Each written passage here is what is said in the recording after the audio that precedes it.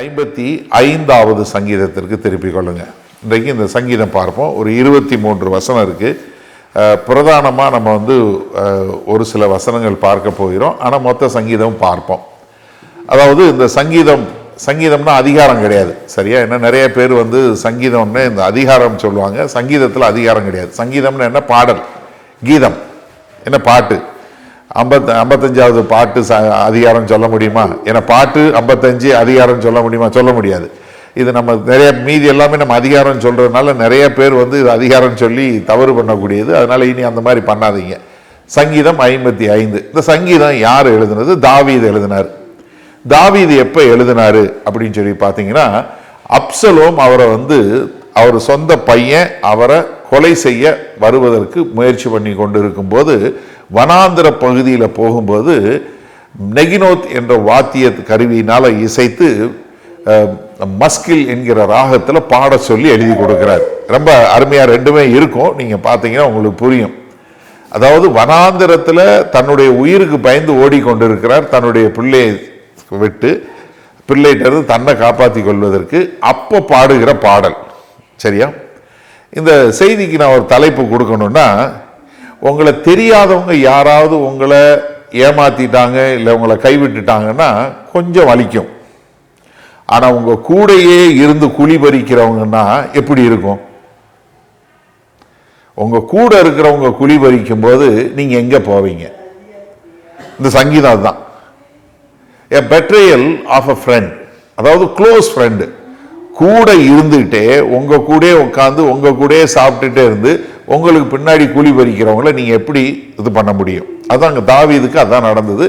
ஏன்னா இங்க தாவீதை துரத்துறதுக்கு அப்சலோம் மாத்திரம் இல்ல, அப்சலோமுக்கு கூட்டாளிய அகித்தோப்பலும் சேர்ந்துக்கிட்டார்.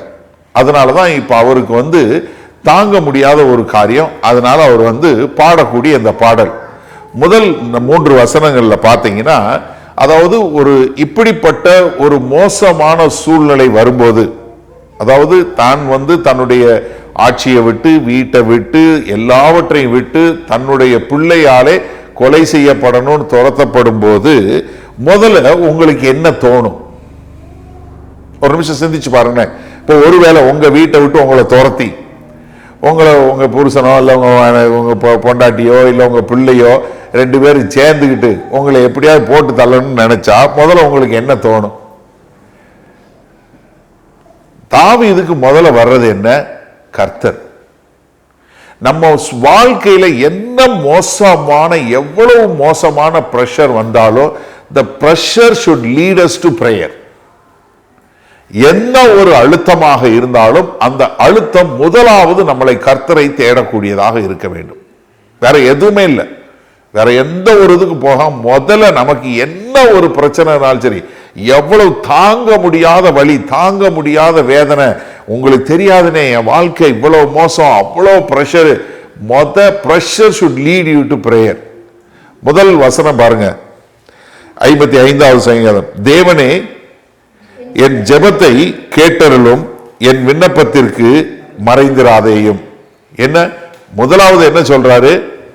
என் தேவனே. முதல்ல யார்கிட்ட போறாரு? தேவன்கிட்ட தான் போறாரு. எப்படி? என் தேவனே என்ன?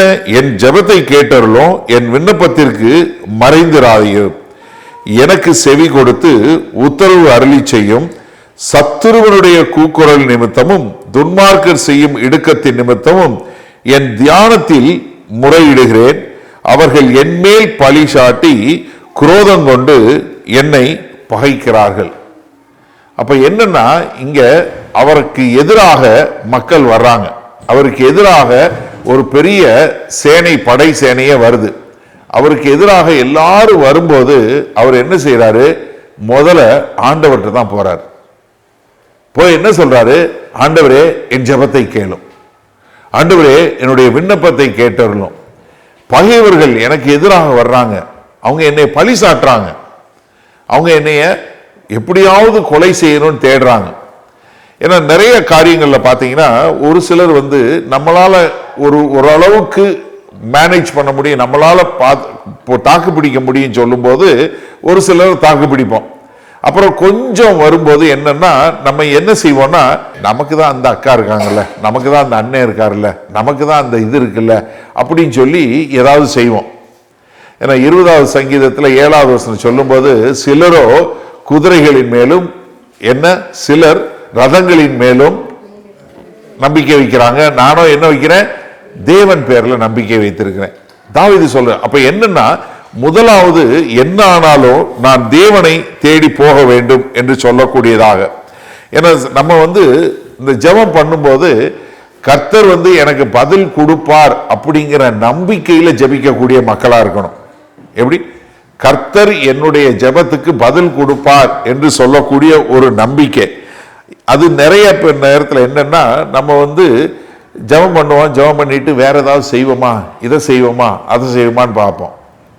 ஆனா என்னன்னா, நம்ம தாவீது அப்படி இல்லை. எந்த ஒரு சூழ்நிலை, எந்த ஒரு காலகட்டத்திலையும் யாக்கோபு போல எப்படி நான் எப்பொழுதும் கர்த்தரை நோக்கி பார்க்கக்கூடிய. யாக்கோபு என்ன சொன்னாரு, ஆண்டவரே நீங்க என்னை ஆசீர்வதிக்கலைன்னா நான் விடமாட்டேன்.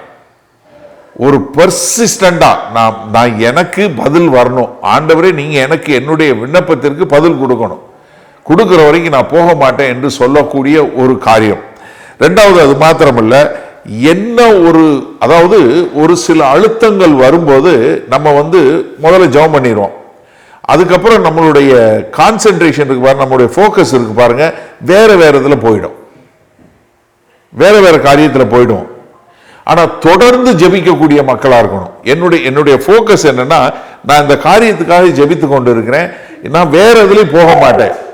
இப்போ ஒரு சிலர் ஏதாவது பண்ண முடியலன்னா வேற ஏதாவது செய்வாங்க. என்ன சொல்லி கொடுப்பாங்க, உங்களால இது பண்ண முடியலையா, ஒன்று கோபத்தை அடக்க முடியலையா, 1லிருந்து 10 வரைக்கும் எண்ணுங்க, இல்லை ஏதாவது செய்யுங்க, இப்படி ஏதாவது சொல்லி கொடுப்பாங்க. இல்லை, நீங்க என்ன செய்யணும்னா, அது என்னதான் வந்தாலும் நீங்க கர்த்தரை நோக்கி எப்பொழுதுமே பார்க்கக்கூடியதான். இப்போ இங்க ஜெபத்துல சொல்லும்போது என்ன சொல்றாரு, இது ஒரு நியாயம் இல்லாம என் மேல பழி சாட்டி என்னைய நியாயம் இல்லாம இப்படி ஒரு காரியங்கள் செய்ய சொல்றாங்க. அதனால என்ன, ஆண்டவரே என்னைய இப்படிப்பட்ட எல்லா பழிகளிலிருந்தும் இப்படிப்பட்ட எல்லா காரியங்கள்ல இருந்தும் எனக்கு விடுதலையை கொடுங்க அப்படின்னு கேட்கக்கூடியதா. அப்போ முதலாவது என்ன பிரஷர் என்ன இருந்தாலும் நீங்க எங்க போகணும், கர்த்தர்கிட்ட தான் போகணும், தேவன்கிட்ட தான் போகணும். சரியா? ரெண்டாவது என்ன தெரியுமா, ஒரு டெம்டேஷன் வரும், இதுல இருந்து எப்படி ஈஸியா வெளியே வர்றது,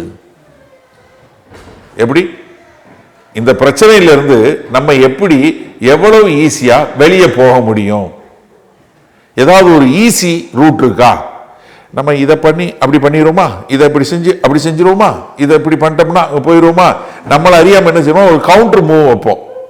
சரி இது இப்படி இருக்கு, அதுக்கு பதிலாக இதை செஞ்சிட்டோம்னா இல்லை. நீங்க 4வது வசனம் பாருங்களேன், என் இருதயம் எனக்குள் வியாகுலப்படுகிறது, மரணத்திகில் என் மேல் விழுந்தது. என்ன, இருதயமே வியாகுலப்படுகிறது, அது மாத்திரமல்ல மரணத்திகில். மரணம் கூட பரவாயில்ல, இந்த மரணம் வந்துருமோன்னு ஒரு திகில் இருக்கு பாருங்க, அத மாதிரி கொடுமை வெறுதுமே கிடையாது. இந்த கர்த்தராகிய இயேசு கிறிஸ்துவினுடைய மரணத்தை குறித்து சொல்லும் போது, அதாவது அவர் கல்வாரி சிலுவையில மரித்தது ஒரு தடவை தான், ஆனா அவருக்கு தெரியும் நான் இந்த மாதிரி சிலுவையில மரிக்க போறேன்னு சொல்லி. எப்படி, இதற்காகவே நான் வந்தேன்னு சொல்லி திரும்ப திரும்ப சொல்றாரு. ரொம்ப ஈஸியான வாழ்க்கை கிடையாது. நம்ம நிறைய நேரங்கள்ல கர்த்தராகிய இயேசு கிறிஸ்துவினுடைய கல்வாரி மரணத்தை அவ்வளவு சீரியஸா எடுத்துக்கிறது இல்லை. வந்தாரு, இயேசு கிறிஸ்து வந்தாரு, என்னுடைய பாவங்களுக்காக மரிச்சாரு, சின்ன பிள்ளையில சொல்லி வளர்த்ததுனால நம்ம அப்படி நினைச்சுக்கிறோம். ஒண்ணும் இல்ல, உங்களுக்கு இன்னைக்கு டாக்டரோ இல்ல யாரோ சொல்லிடுறாங்க ஒரு 6 வாரத்துல நீங்க இறந்து போயிருவீங்கன்னு, அதுக்கு அன்னைக்கே நீங்க இறந்து போயிடலாம். அந்த 6 வாரம் இருக்கு பாருங்க, அத மாதிரி கொடுமை எதுவுமே கிடையாது. 6 வாரத்துல நீங்க செத்து போயிருன்னு சொல்லிட்டா, அந்த 6 வாரமும் நீங்க ஒவ்வொரு நேரத்திலையும் இருக்க, ஒவ்வொரு நிமிஷமும் சாவீங்க. இங்க எக்ஸாக்ட்லி அதுதான் சொல்றாரு, மரண திகில் என் மேல் விழுந்தது. ஏன்னா வனாந்திரத்தில் ஓடிக்கொண்டிருக்கிறார், எப்ப எந்த இடத்துல பிடிச்சு தன்னை கொல்லுவாங்கன்னு தெரியாது. அடுத்த 5வது வசனம் பாருங்க, பயமோ நடுக்கமோ என்னை பிடித்தது, அருக்களிப்பு என்னை மூடிற்று. எப்படி? அதாவது அந்த வார்த்தைகள் எல்லாம் பார்க்கும்போது நம்மளால ஒரு மனுஷன் இப்படி இருந்து பாட்டு எழுத முடியுமான்னு தோணும். எப்படி? எப்ப சாக போறோம் தெரியல, பாட்டு பாடுங்க, ராகம் நகினோத் ராகத்துல, நகினோத் வாத்திய கருவியை போட்டு மஸ்கில் ராகத்துல பாடுங்கடா அப்படின்னு சொல்லி ராஜா சொல்லும் போது மரண தீகில் என்னை விழுந்தது அப்படின்னு பாடினா எப்படி இருக்கும்? சிந்திச்சு பாருங்களேன். இது பாடல், நம்ம உட்காந்து வாசிச்சு ஆராய்ச்சி பண்ணிக்கிட்டு இருக்கோம். இது அவங்க பாடின பாட்டு. எப்படி? நம்ம கர்த்தர் நல்லவர், இயேசு நல்லவர் அப்படின்னா கைதட்டி பாடு. சிஸ்டர் அவன் பிள்ளை பாட மாட்டேன்னுச்சு, கழட்டி கையை தட்டு அப்படின்னு தட்டை வச்சு அதை பிள்ளை வேலை முதல்ல ஆரம்பிக்கும் போது எதவோ வேற வழி இல்லாம அம்மா சொல்றான்னு தட்ட ஆரம்பிச்சு, அதுக்கப்புறம் ராகத்தில் தட்ட ஆரம்பிச்சுட்டான். யோசிச்சு பாருங்க. இப்ப நீங்க வேற வசனத்துக்கெல்லாம் கை தட்டலாம். பயமும் நடுக்கமும் என்னை பிடித்தது, அருக்களிப்பு என்னை மூடிற்று. சொல்லுவோமா? பயமா இருந்தாலும் நம்ம என்ன கை கால் நடுக்குனாலும் இப்படி முன்னாடி இப்படி கேட்டா என்ன கால் நடுக்குது, என்ன ஆடுது, அது பயம். ஆனாலும் வெளியே நின்று தைரியமா பேசக்கூடிய ஆளுங்க நிறைய பேர் இருக்காங்க. இருக்கிறதுலே நிறைய பேருக்கு தெரியுமா பெரிய பெரிய கஷ்டமான வேலை, ரொம்ப பயம் எது தெரியுமா? உலகத்துல பயம் பப்ளிக் ஸ்பீக்கிங் தான். நிறைய பேருக்கு முன்னாடி நின்று மைக்க பிடிச்சு பேசுறது தான் 90% மக்களுக்கு பயம். அவங்கள அறியாம உள்ள காலம் ஆடும். அது ஒரு சிலருக்கு, எங்களை மாதிரி ஆளுங்களுக்கு அது பழகி போயிடுச்சு, அதனால எங்களுக்கு அந்த பயம் எல்லாம் போயிருது. ஆனா நிறைய பேருக்கு பயமே முன்னாடி நின்று பேசுறது தான். அப்ப இந்த பயத்துல இவ்வளவு ஒரு காரியத்துல ஹாரர், அதாவது என்னால சொல்ல முடியாது, அப்படிப்பட்ட ஒரு பயம் வருது, அவ்வளவுப்பட்ட ஒரு காரியம். அப்ப சொல்றாரு 6வது வசனம் பாருங்க. அப்பொழுது நான் எனக்கு புறாவை போல் சிறகுகள் இருந்தால் நான் பறந்து போய் இளைப்பாருவேன். என்ன ஈஸி எஸ்கேப் இருக்கா? நான் மட்டும் பறவை மாதிரி இருந்தேன்னா அப்படியே பறந்து போயிடுவேன். நம்ம நிறைய பேர் யோசிப்போம்ல, எனக்கு மட்டும் கல்யாணம் ஆகாம இருந்திருந்தா எப்ப 15 வருஷம் கழிச்சு என்ன பிரயோஜனம், இல்ல 10 வருஷம் கழிச்சு என்ன பிரயோஜனம், இல்ல நான் மட்டும் இந்த வேலையில சேராம இருந்திருந்தா, எத்தனை வருஷம் வேலை பார்க்கிற, 20 வருஷம் வேலை, என்னத்தை போய் பேசி பிரயோஜனம், நான் மட்டும் இந்த நாட்டுக்கு வராம இருந்திருந்தா, என்னமோ அவங்க உட்காந்து ராணியும் ராஜா உட்காந்து நீங்க வாங்க வாங்கன்னு சொல்லி நீங்க வரலைன்னா அந்த தேசமே ஒண்ணும் இல்லாம போயிடும், ப்ளீஸ் வந்துருங்கன்னு உங்களை ரொம்ப பெக் பண்ணி கூப்பிட்ட மாதிரியும், நீங்க என்னமோ போனா போகுதுன்னு வந்த மாதிரியும். நிறைய பேர் ஆட்டிடியூடே அப்படித்தான், பேசுறது அப்படித்தான். நான் மட்டும் வராம இருந்திருந்தேன்னா என்ன பிரச்சனை? யோசிங்க. அதாவது ஈஸியா நம்ம எங்க போறதுன்னு பார்ப்போம். எப்படி இது பிரச்சனை கொண்டு வந்தது ஒரு நாள்ல பிரச்சனை வரல. நிறைய பேர் இந்த கடன் வாங்கிட்டு கேட்பான், அண்ணே எனக்கு நிறைய கடன் ஆயிடுச்சு, ஜெபம் பண்ணுங்க. அப்படியே கடனை பூரா தள்ளுவனே. டேய், நீ கடன் வாங்குறது 10 வருஷமா கடனை வாங்கிட்டு ஒரே நாள்ல ப்ரே பண்ணி கடன் போகணும், அது எப்படி போகும்? உனக்கு தானே பைனான்சியல் டிசிப்ளின் வேணும், உன்கிட்ட தானே அந்த ஒழுக்கம் வேணும், வரவுக்கேற்ற செலவு பண்ணணும். நீ அரசாங்கமா வெளியே கடன் வாங்கி கவர்மெண்ட் ஓட்டுறதுக்கு? யோசிச்சு பாருங்க. நிறைய கிறிஸ்தவர்கள் பண்ற தவறு இது. ஜெபம் பண்ணுங்கன்னு எங்கேயாவது பைபிள் வசனம் இருக்கா? நீ கடன் வாங்கிட்டு கர்த்தர்ட்ட ஜெபம் பண்ணா கடன் எல்லாம் சரி பண்ணி, அது சும்மா ஃப்ராடு ஊழியக்காரன் சொல்லுவான். நீங்க வந்தீங்கன்னா நான் ஜெபம் பண்ண கடன் பூரா சரியா போயிடும்னு. அது எப்படி? எங்க வசனம் இருக்கு? நீ கடன் வாங்காதன்னு என்ன இருக்கு? நீ கடன் வாங்காதன்னு இருக்கு. அன்பு என்கிற கடனை தவிர வேற எந்த கடன் வச்சுக்காது. ரோமர் 13வது அதிகாரம் 8வது வசனம் சொல்லுது, உனக்கு இருக்கிற ஒரே கடன் அன்புங்கிற ஒரு கடன் மாத்திரம் தான் இருக்கணும், வேற எந்த கடன் இருக்கக்கூடாது. அப்ப நீங்க என்ன பண்ணணும்? உங்க வருமானத்துக்கு ஏற்ற மாதிரி செலவு செய்ய சொல்லிட்டு அது பண்ணணும். ஆனா பிரச்சனை வந்த உடனே என்ன பண்றது? எது காசு இல்லையா, பரவாயில்ல, ஆனா கிறிஸ்துமஸுக்கு சேல் போட்டிருக்கான், என்ன சோஃபாக்கு நீங்க இவ்வளவு கொடுத்தா போதுமா, இன்ட்ரெஸ்ட் ஃப்ரீ 6 மாசம், அவன் அதில் கரெக்டாக வச்சிருப்பான். நீ 6வது மாசத்துலேருந்து 17% இன்ட்ரெஸ்ட்னு வச்சிருப்பான். நான் 6 மாசத்துல கொஞ்சம் கொஞ்சமாக சேவ் பண்ணி மொத்தமாக அடைச்சிடுறேன்னு அதுக்குள்ளே பார்த்தீங்கன்னா முடிஞ்சு போயிடும். பார்த்தா அடுத்த மாதம் டெபிட் பண்ணுவோம். அப்போ தான் தெரியும், ஐயோ முடிஞ்சு போச்சு, நீ அடுத்து கட்டுறனால இல்லை, 24 மாதத்துக்கு நீ இப்படியே கட்டணும்னு. சில நேரத்தில் காசு இருக்காது, உடனே கிரெடிட் கார்டில் வாங்கிடுவோம். Buy now pay later. நீங்க போங்க, எந்த ஸ்டோருக்கு போனாலும் கேட்டு செக் அவுட் பண்ண போகும்போது என்ன கேட்குறான், எங்க ஸ்டோர் கிரெடிட் கார்டு வச்சிருக்கீங்களா, வாங்குங்க, இன்னைக்கே வாங்கினீங்கன்னா நீங்க இதுலயே 10% சேவ் பண்ணலாம். இந்த பில் பாருங்க, 200 பவுண்ட்ஸ் வாங்கியிருக்கீங்க, 25 பவுண்ட்ஸ் சேவ் பண்ணிடலாம். ஒரு கார்டு வாங்கிக்கிறீங்களா, கிரெடிட் கார்டு போடு, உடனே ஒரு கார்டு. இப்படியே வாங்கி கார்டாக வாங்கிட்டு பிறகு கடைசியில் என்னால் கிரெடிட் கார்டே கட்ட முடியல, ஜெபம் பண்ணுங்க பாஸ்டர்னா அடி வேணா கொடுக்கலாம். ஏன்னா அப்படி பொறுப்பு இல்லாமல் இருக்கிற, ஏன் நீ கவனமா இல்லை, உனக்கு ஆண்டவர் ஞானத்தை கொடுத்துருக்கிறாள், நீ சரியா இருக்குன்னு சொல்லணும். அப்புறம் என்னன்னா ஈஸியா எங்கேயாவது போயிடலாமா, இங்க சொல்லுமா என்ன, புறாவை போல எனக்கு சிறகு இருந்தா நான் பறந்து போயிடுவேன். அடுத்தது பாருங்களேன், அடுத்த வசனம் பாருங்க, நான் தூரத்தில் அலைந்து திரிந்து வனாந்திரத்தில் தங்கி இருப்பேன். எப்படி, எல்லாத்தையும் விட்டுட்டு நான் வனாந்திரம் போயிடுறேன். ஏன்னா அதுல சேலான்னு ஒண்ணு இருக்கு, பார்த்திருக்கீங்களா? அப்படின்னா என்னன்னா உட்காந்து ஆலோசிச்சு யோசிச்சு கொஞ்ச நேரம் டல் பண்ணுன்னு அர்த்தம். என்ன, நான் மட்டும் இப்படி இருந்தா வனாந்தரத்தில் போய் தங்கி இருப்பேன்னு என்ன அர்த்தம், எனக்கு யாரும் வேணாம், எதுவும் வேணாம், நான் தனியா போறேன். அதுதான் நம்மளுக்கு நிறைய பேருக்கு அது வந்துடும். கேட்டா வனவாசம் பாங்க தமிழ்ல.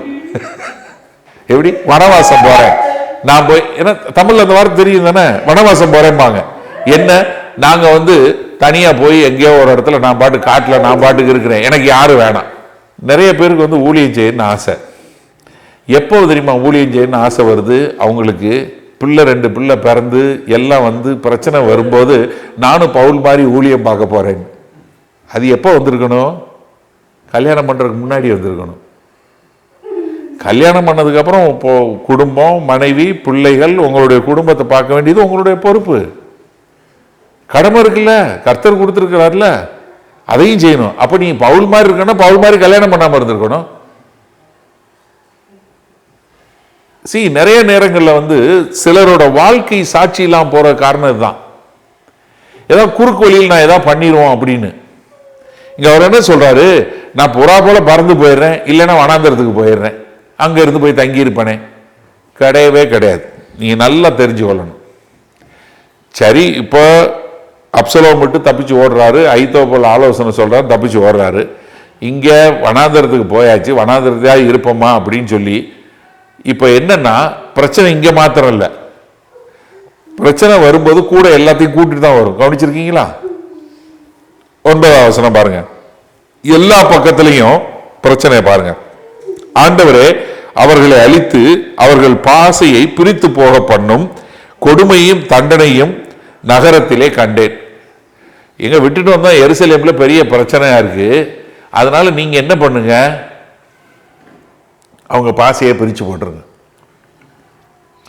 நம்ம இதுல நிறைய பேருக்கு என்னன்னா, நமக்கு ஜெபம் பண்ண தெரியுதோ இல்லையோ, கர்த்தருக்கு ஆலோசனை கொடுக்கறதுல நம்மள ஆளுங்களை அடிச்சுக்கவே முடியாது.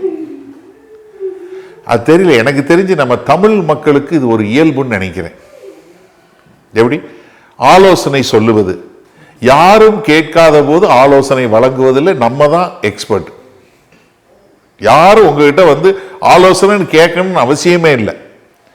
உங்ககிட்ட ஏதாவது பேசினா போதும், நான் என்ன நினைக்கிறேன்னா எப்படி உடனே ஆலோசனை சொல்லிடுவாங்க. இலவசமா கொடுக்கறது, நம்ம எல்லாரும் கொடுக்கறது ஆலோசனை தான். யோசிச்சு பாருங்க, நீங்களே நீ கொடுத்துருப்பீங்க 2-3 பேருக்கு. எப்படி சமைக்க தெரியாது, இருந்தாலும் சமையலுக்கு ஆலோசனை கொடுத்துருப்போம். பார்த்தீங்களா? நான் நிறைய கொடுப்பேன். ஆலோசனை கொடுக்கறது நம்மளெல்லாம் அடிச்சுக்க முடியாது, நம்ம தெளிவா கொடுப்போம். இதை நீ இப்படி பண்ணி இப்படி பண்ணிட்டேன்னா போதும், இதை இப்படி பண்ணி இப்படி பண்ணிருங்க. இல்லை சொல்ற வாயில தான் நம்ம நிறைய. என்ன, அவர்களை அழித்து அவர்கள் பாசையை பிரித்து போக பண்ணும். எங்க நடந்துச்சு? ஆதியாகமத்தில் பார்க்கிறோம். பாபேல் கோபுரத்தில் ஆண்டவர் பாசையை பிரித்து அவங்களெல்லாம் போக வைக்கிறது. இங்க இவர் அதை பார்த்து இங்க ஆலோசனை அவங்களுக்கு கொடுத்துருங்க ஆண்டவரேன்னு சொல்லி 10வது வசனம் பாருங்க, அவைகள் இரவும் பகலும் அதன் மதில்கள் மேல் சுற்றி திரிகிறது, அக்கிரமும் வாதையும் அதன் நடுவில் இருக்கிறது. அப்ப என்ன, அங்க ஒரே பிரச்சனை, ஊர்ல பட்டணத்துல பிரச்சனை, அங்க மதில்கள் மேல எல்லாத்து மேலையும் பிரச்சனை. அதனால என்ன சொல்றாரு, அங்க ஒரே, நான் விட்டுட்டு வந்துட்டேன், இங்க மட்டும் பிரச்சனை இல்லை, அங்க ஊர்லயும் பெரிய பிரச்சனை. ஆண்டவரே எப்படி? இது எல்லாத்துக்கும் காரணம் என்ன? தாவீதினுடைய பாவங்கள் தான். இப்போ நான் இந்த கர்த்தருக்கு ஆலோசனை சொல்றதுல ஒரு காரியம் சொல்றேன். நீங்க உங்க ஆலோசனை இல்லை, வேற ஒருத்தர் ஆலோசனைக்கு போகாதீங்க. தாவீதுக்கு நல்லா தெரியும், சவுல் தன்னுடைய வாழ்நாளுடைய குறிக்கோளா என்ன பண்றாரு, 3000 போர் சேவகரை சேர்த்து கொண்டு தாவீதை கொலை செய்வதற்கு 13 வருஷம் அலைகிறார். ஒரு முறை தாவீதை நெருங்கிறாரு, கொலை செய்யலான்னு வரும்போது தாவீது ஜெபம் பண்றாரு. ஜெபம் பண்ணும்போது ஆண்டவர் என்ன பண்றாரு, ரொம்ப அருமையா பண்றாரு. அதாவது இவர் இங்க இருக்கிறாரு, மேற்கு பகுதியில வடக்கு பகுதியில பிலிஸ்தியர்களை கொண்டு இஸ்ரவேலில் அவங்க போர் தொடுக்கிறாங்க. இஸ்ரவேலில் உள்ள அடிச்ச உடனே இவர் வேற வழி இல்லாம அங்க உள்ளுக்குள்ள பிலிஸ்தியன் வந்துட்டான் அப்படின்னு சொல்லி அவர் திரும்பி போகக்கூடிய, நீ 1 சாமுவேல் 23ஆம் அதிகாரம் பார்த்தீங்கன்னா தெரியும். உடனே இங்க விட்டுட்டு ஓடி போக வேண்டிய வேலைக்கு கர்த்தர் வேற மாதிரி பதில் செய்வார். நம்ம வேலையெல்லாம் ஆலோசனை கொடுக்கறது இல்லை. நம்ம கர்த்தர்கிட்ட போய் ஆண்டவரே என்னைய காப்பாத்துங்க, எனக்கு இறங்குங்கன்னு கேட்டா போதும். இது எல்லாத்துக்குமே என்ன காரணம் அப்படின்னா 12வது வசனம். இதுதான் நான் முக்கியமா இன்னைக்கு உங்களை பேச விரும்புறது. 12வது வசனம் பாருங்க. என்னை நிந்தித்தவன் சத்துரு அல்ல, அப்படி இருந்தால் சகிப்பேன். எனக்கு விரோதமாய் பெருமை பாராட்டினவன் என் பகைஞன் அல்ல, அப்படி இருந்தால் அவனுக்கு மறைந்திருப்பேன். என்ன, எனக்கு எதிராக நிந்தை கொண்டு வருகிறவன், எனக்கு எதிராக போராடுறவன் என்னுடைய எதிரி இல்லை. எனக்கு இவன் தான் பிரச்சனைன்னு சொல்லி தெரிஞ்சிருந்தா அவன்கிட்ட இருந்து நான் மறைஞ்சிருப்பேன். ஏன்னா எதிரி வர்றான்னா எதிரிக்கு முன்னாடி நான் போய் நிக்கணும்னு அவசியம் இல்லை, நான் போய் ஒளிஞ்சிருப்பேன். அவன் தான் எதிரினா தெரிஞ்சு போச்சு, இவர் தான் பிரச்சனைனா அவரை அவாய்ட் பண்ணிட்டு போயிடுவோம், அவ்வளவுதானே. இவர் தான் பிரச்சனை வருது, இவரால தான் பிரச்சனை வருதுன்னா நான் அவாய்ட் பண்ணிட்டு போயிடுறேன், அவரை பார்க்காமலே இது பண்ணாம விட்டு போயிடுவேன். ஆனா எனக்கு பிரச்சனை இவருன்னு தெரியாது. பிரச்சனை யாரு, என் கூட இருக்கிறவன்.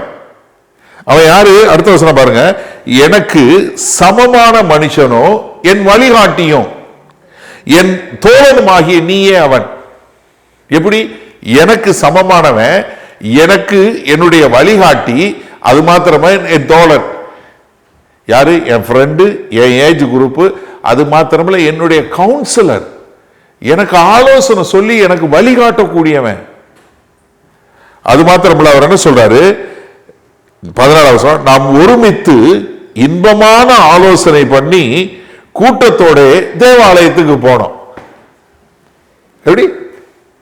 நம்ம பண்ணின ஆலோசனை துக்கமான ஆலோசனை இல்லை, இன்பமான ஆலோசனை.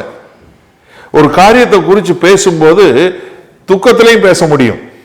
ஏன்னா அதை அப்படி செஞ்சிருமா, இதை செஞ்சிருவோமா, வீட்டில் ஒரு நேரத்தில் பேசுவீங்கல்ல, நம்ம அந்த காசை இது பண்ணி அப்படி பண்ணிடுவோமா, இல்லை இதை பண்ணால் என்ன ஆகும், பிள்ளைக்கு ஸ்கூல் கிடைக்குமா, அப்படி. அது இல்லை, இன்பமான ஆலோசனை. அப்படின்னா என்ன, நீங்கள் பேசும்போதே அந்த ஆலோசனையை குறித்து சிந்திச்சு பேசும்போதே சந்தோஷம் வரக்கூடிய இன்பமான ஆலோசனை பண்ணி என்ன பண்ணோம், நம்ம கூட்டத்தோட தேவாலயத்துக்கு போனோம். அப்போ யாரு கூடவே இருக்கிறவன் தான் குழியை பறிச்சவன். யாரு? இந்த அகித்தோப்பல். எதற்காக இவ்வளவு பெரிய பிரச்சனை வந்தது? யாரு இந்த கூடவே இருந்த ஆளு அப்படின்னு பார்க்கன்னா 2 சாமுவேல் 16வது அதிகாரம் 23வது வசனம் பாருங்க. அதாவது இது யாரு இவர் இங்க சொல்றாரு, தாவீது இங்க யார சொல்றாருன்னா 2 சாமுவேல் 2 சாமுவேல் 16:23, 2 சாமுவேல் 16:23 பாருங்க. அந்நாட்களில் நல்ல கவனிங்கன்னா, அகித்தோப்பல் சொல்லும் ஆலோசனை எல்லாம் ஹலோ எப்படியா, ரொம்ப அருமையான ஒரு காரியம். அகித்தோப்பல் சொல்லும் ஆலோசனை எல்லாம் எப்படி தேவனுடைய வாக்கை போல இருந்தது. It's oracle of God. பயங்கரமான வார்த்தை. அதாவது கர்த்தரை பேசுவது போல இருக்கக்கூடிய ஒரு வாக்கு. அப்படி இருந்தாலும் என்ன பண்ணாரு, அது தாவீதுக்கு இருந்தது, பையன் இப்ப அப்சலோமுக்கு போயிருச்சு. யாரு இந்த அகித்தோப்பல்? யாரு இந்த அகித்தோப்பல்? அதுல முந்தின அதிகாரத்துக்கு வாங்க, 15வது அதிகாரத்துல 12வது வசனம் பாருங்க. 2 சாமுவேல் 15:12 பாருங்க. தாவீதின் ஆலோசனைக்காரனாகிய அகித்தோப்பல் என்னும் கீலோனியன். யாரு அவன்?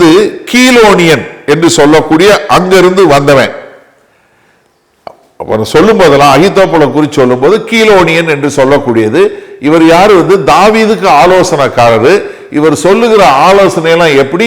தேவனுடைய ஆரக்கிள் ஆஃப் காட். ரொம்ப ஒரு அருமையான வார்த்தை. அவர் சொல்ற காரியம் பூரா எப்படி இருக்கு? தேவனுடைய வார்த்தையை போல இருக்கக்கூடிய ஒரு ஆளு. இந்த அகித்தோப்பலுக்கு ஒரு பையன் உண்டு. இப்ப நீங்க எல்லாம் கவனிங்க, தாவீதுக்கு ஆலோசனை கொடுத்தது யாரு?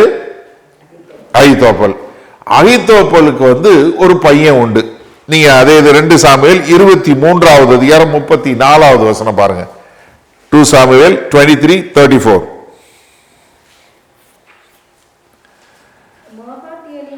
மகாத்தியனின் குமாரனாகிய எலிபலேத்து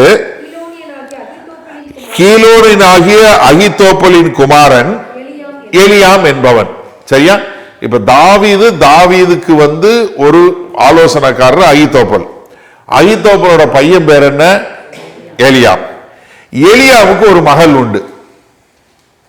நீங்க 2 சாமுவேல் 11வது அதிகாரம், 2 சாமுவேல் சாப்டர் 11 verse 3. அப்பொழுது தாவீது, அதாவது தாவீது ஒரு நாள் போருக்கு போக மேல உட்கார்ந்து இருக்கிறாரு. அப்ப சாயந்தரம் மத்தியானமா எந்திரிச்சு அப்படி மேல இருந்து பாக்குறாரு. அங்க ஒரு அம்மா குளிச்சுட்டு இருக்கு.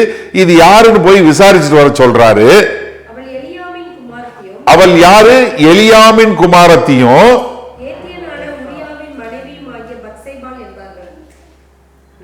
இப்ப யாரு? எலியாமோட பொண்ணு பேர் என்ன? பத்சேபாள். இப்ப நீங்க ஒரு நிமிஷம் பாருங்க. அகித்தோப்பலோட பையன் பேர் என்ன? எலியாமு. எலியாமோட பொண்ணு பேர் என்ன? பத்சேபாள். அவ புருஷன் பேர் என்ன? ஊரியா. இப்ப அகித்தோப்பல் தாவீதுக்கு எதிராக மாறினது காரணம் என்ன? ஆலோசனை பண்ணவனோட பேத்தி. நான் உனக்கு தேவனுடைய வார்த்தை மாதிரி சொல்லிக்கிட்டு இருக்கிறேன், என் குடும்பத்தில் இருக்கிற என்னுடைய பேத்தி.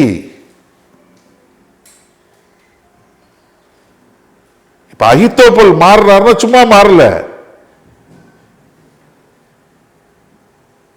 இதுல இன்னொரு விஷயம் என்னன்னா, எலியாம் என்ன பண்ணாரு, யூரையா என்ன வேலை பார்த்தாரு அப்படின்னு சொல்லி பார்த்தீங்கன்னா, அவங்க 2 பேருக்கு எந்த அளவு க்ளோஸ் கனெக்ஷன் இருக்குன்னு தெரியும். தாவீதுனுடைய பராக்கிரமசாலிகள் என்று சொல்லக்கூடிய ஒரு லிஸ்ட் இருக்கு.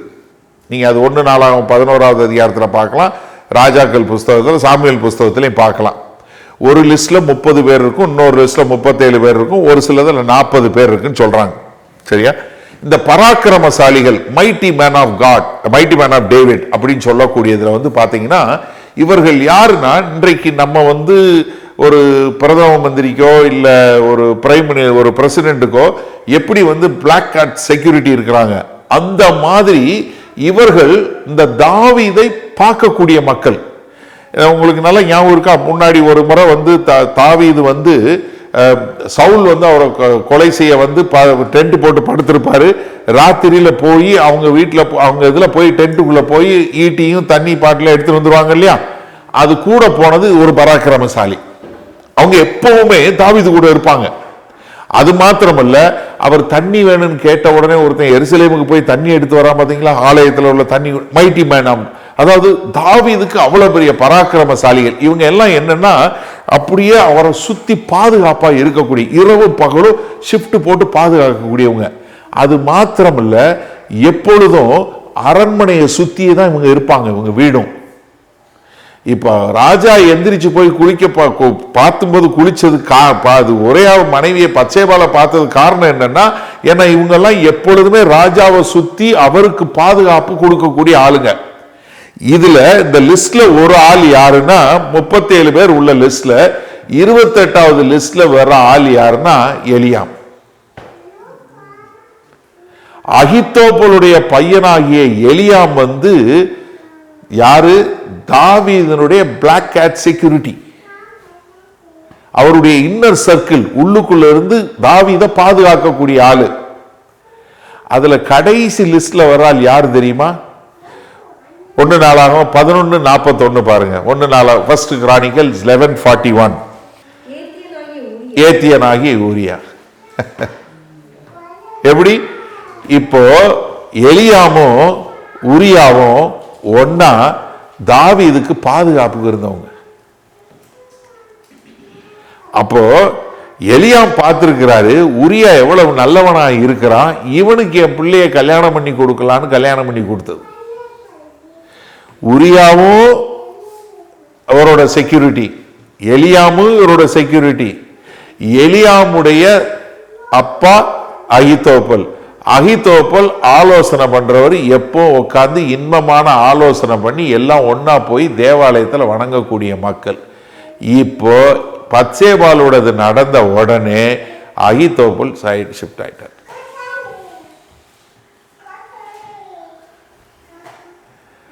இதுல ரொம்ப முக்கியமான ஒரு காரியம் நீங்க நல்லா தெரிஞ்சு கொள்ளுங்க. தாவீது செஞ்சது சரி கிடையாது, பாவம். ஆனா தாவீது மனம் திரும்பினார். தாவீது மனம் திரும்பி ஆண்டவர்ட்ட மன்னிப்பு கேட்டாரு. அதுதான் 51வது சங்கீதம். எல்லாருக்கும் நான் தப்பு பண்ணிட்டேன் ஆண்டவரே, உமக்கு எதிராகவே நான் பாவம் பண்ணேன்னு சொல்லி பாட்டு எழுதி கொடுத்து ராகத்தலைவனுக்கு கொடுத்து எல்லாரும் பாடினாங்க. ராஜா பண்ணிட்டாரு அப்படின்னு சொல்லி பாட்டு போட்டு பாட விட்டாரு. தாவீது அதெல்லாம் வெக்கமே படுறது கிடையாது. நான் தப்பு பண்ணேன் ஆண்டவரே, நான் உமக்கு எதிராகவே பாவம் பண்ணேன், உமக்கு எதிராகவே பாவம் பண்ணேன். டமால் கீழே விழுந்துட்டார். நாத்தான் சொன்னார் இல்லையா, நீ தான்டா நாள் டமால் அப்படியே கீழே விழுந்தாரு எல்லாரும் முன்னாடியும். ஆண்டவரே என்னை மன்னிங்க. அது மாத்திரம் இல்ல, நான் பாவம் பண்ணேன் ஆண்டவரே என்னை மன்னிச்சிங்கன்னா நான் மற்றவர்களுக்கு சொல்லி கொடுப்பேன்னு சொல்லி சொன்னாரு. மற்றவங்களுக்கு சொல்லி கொடுப்பேன்னு சொல்லி மற்றவங்களுக்கு சொல்லி கொடுத்த சங்கீதம் தான் 32வது சங்கீதம். பார்த்திருக்கீங்களா? 32வது சங்கீதத்தில் எவனுடைய பாவங்கள் மன்னிக்கப்பட்டதோ, எவனுடைய மீறுதல்கள் மன்னிக்கப்பட்டதோ அவன் பாக்கியவான் அப்படின்னு சொல்லிட்டு நீ பாவம் பண்ணாதன்னு மற்றவங்களுக்கு சொல்லி கொடுக்கிற சங்கீதம் 32வது சங்கீதம். அப்போ தாவீது மன்னிப்பு கேட்டு ஆண்டவர்கிட்ட ஒப்புரவாயிட்டாரு.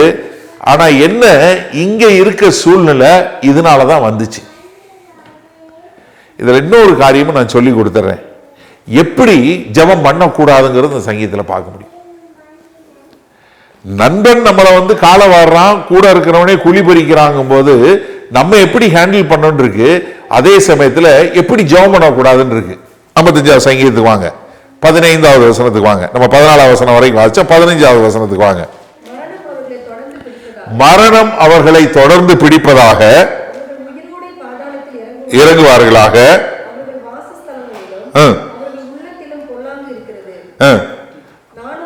நானோ தேவனை நோக்கி கூப்பிடுவேன். போதும்.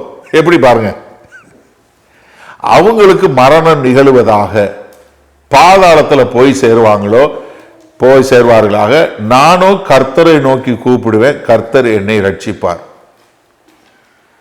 நடந்துச்சா? நடந்துச்சு. எனக்கு அருமையான நன்றா தெரிஞ்சு கொள்ளுங்க. அதனாலதான் எந்த ஒரு தனிப்பட்ட மனிதனுடைய பாவத்தை குறித்து நம்ம பேசக்கூடாது. ஏன்னா கர்த்தர் மன்னிச்சிருவாரு, ஆனா நீங்க மனசுல வச்சுக்கிட்டே இருந்து நீங்க வீணா போயிருவீங்க. தாவீது சொல்றாரு, எவ்வளவு தூரம் பயந்து போய் போறாரு, இவ்வளவு தூரம் இருக்கிறவர் சொல்றாரு, அவங்க பாதாளத்துல போவாங்கன்னாரு. 2 பேரும் மரணம் அடிச்சாங்களா இல்லையா? நீங்க யோசிச்சு பாருங்க. என் சக மனிதனும் என் உற்ற தோழனும் என் ஆலோசனைக்காரனான வழிகாட்டியும் ஆகிய என் தோழன் என்ன ஆனாரு?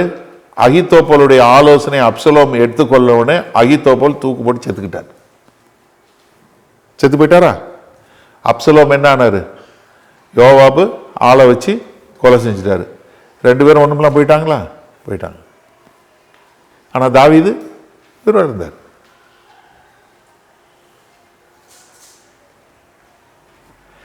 ஏன்னா கர்த்தர் நமக்கு சொல்லி கொடுத்திருக்கிறாரு. என்ன? நீ எதிரிகளை சபிக்காத, அவங்கள என்ன பண்ணு, ஆசீர்வதி. ரொம்ப முக்கியமான ஒரு காரியம். ஏன்னா இன்றைக்கு நிறைய பேர் இதை புரிஞ்சு கொள்றது இல்லை. அவர் என்ன சொல்றாரு, நான் கர்த்தரை நோக்கி கூப்பிடுவேன், கர்த்தர் என்ன நட்சிப்பார்னு சொல்லிட்டு அடுத்த வசனம் பாருங்களேன், 17ஆம் வசனமா, அந்தி சந்தி மத்தியான வேலை. அதாவது ஒரு யூத நாள் எப்படி தொடங்கும்னா சாயந்தரம் தொடங்கும். நீங்க அந்தி சந்தின்னா தமிழ்ல நிறைய பேருக்கு அந்தி சந்தினோடனே என்னடா அது ஒரு வார்த்தை நினைக்காதீங்க. அந்தினா அந்தி சாயும் பொழுது. ஒரு யூத நாள் சாயந்தரம் தொடங்கும். ஈவினிங் 6 o'clock தான் ஒரு நாள் தொடங்கும். அடுத்த நாள் சாயந்தரம் 6 மணிக்கு முடிஞ்சிடும். Day starts in the evening, finishes in the evening. அதனால சாயந்தரத்தில் தொடங்கிவேன், காலையில் ஜெபிப்பேன், மத்தியானம் 3 வேளை. அப்படித்தான் யூத நாளை பிரிக்கப்பட்டது. சாயந்தரம், காலையில், மத்தியானம். அப்படின்னா என்ன, எல்லா நேரமும் நான் நாள் முழுவதும் அந்தி சந்தி மத்தியான வேலைகளிலும் நான் தியானம் பண்ணி முறையிடுவேன். கர்த்தர் என் சத்தத்தை கேட்பார். எதிர்த்தார்கள்.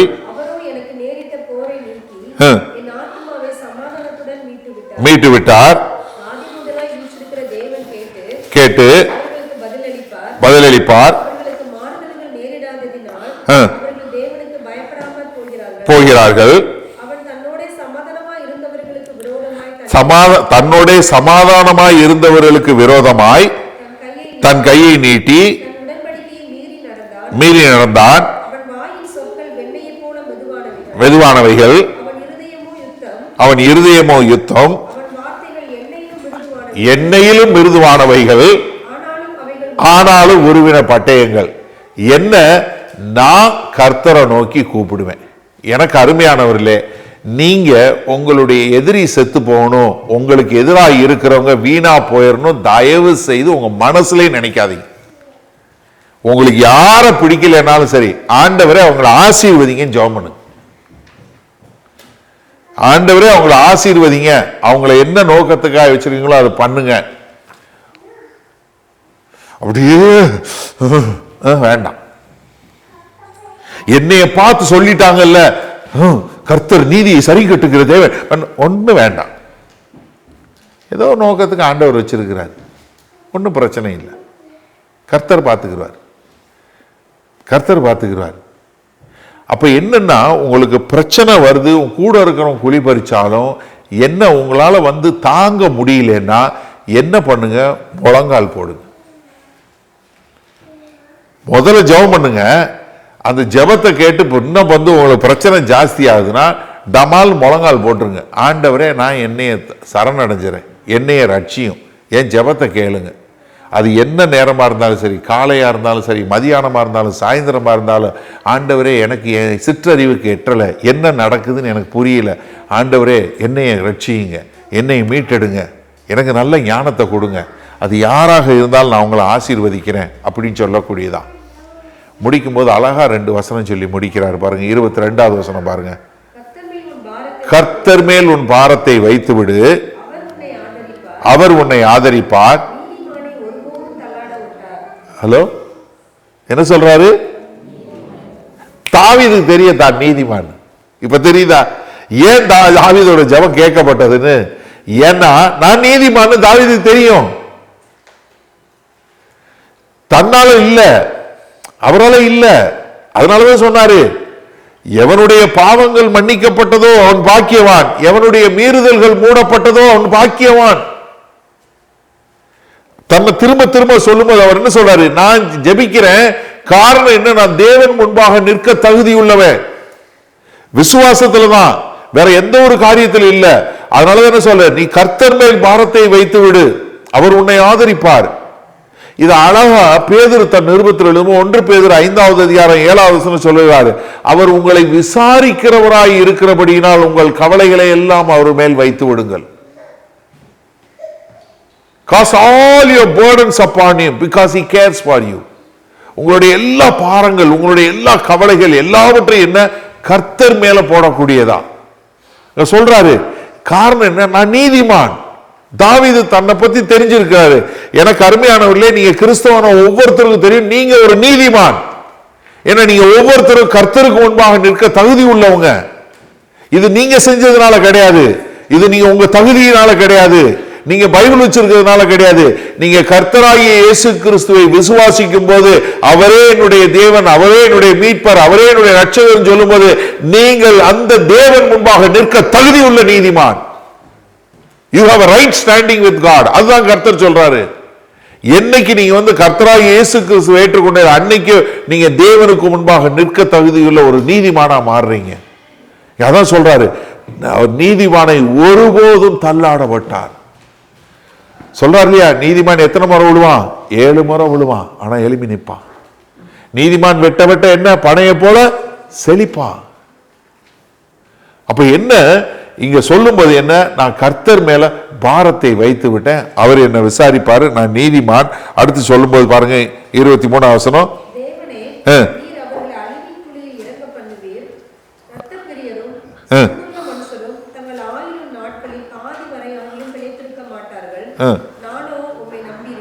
மறுபடியும் சொல்லிட்டார். அவங்க பாதி நாள் கூட உயிரோடு இருக்கும். அப்சலம் பாதி நாள் கூட உயிரோடு இல்லை. அப்சலம் பாதி நாள் கூட உயிரோடு இல்லை. ஐதோப்பல் இறந்து போயிட்டாரு. அப்ப என்னன்னா, நம்ம தயவு செய்து நான் சொல்றேன், நீங்க இப்படி ஜபம் நம்ம பண்ணக்கூடாது. இப்படி நம்ம எனக்கு எதிராக இருக்கவங்க, ஆண்டவரே அவங்கள குழியில் இறக்கிருங்க, அது பண்ணக்கூடாது. ஆண்டவரே அவங்க ரட்சிப்புக்குள்ள வரட்டும், அவங்களும் உண்மை அறிஞ்சு கொள்ளட்டும், ஏதோ ஒரு நோக்கத்துக்கு நீங்க அனுமதிச்சிருக்கிறீங்க. ஆனா நான் உண்மை போல மாறி இருக்க விரும்புகிறேன். ஏன்னா அந்த மன்னிப்புங்கிறது ரொம்ப சாதாரண ஈஸி கிடையாது, கடினம். ஆண்டவர் சொல்றாரு, பிதாவே இவர்களை மன்னியும், தாங்கள் செய்வது இன்னதென்று அறியாமல் செய்கிறார்கள். இயேசு கிறிஸ்து அவங்க யாரும் கேட்கல, ஆண்டவரே எங்களை மன்னிங்க மன்னிங்கன்னு யாரும் கேட்கல.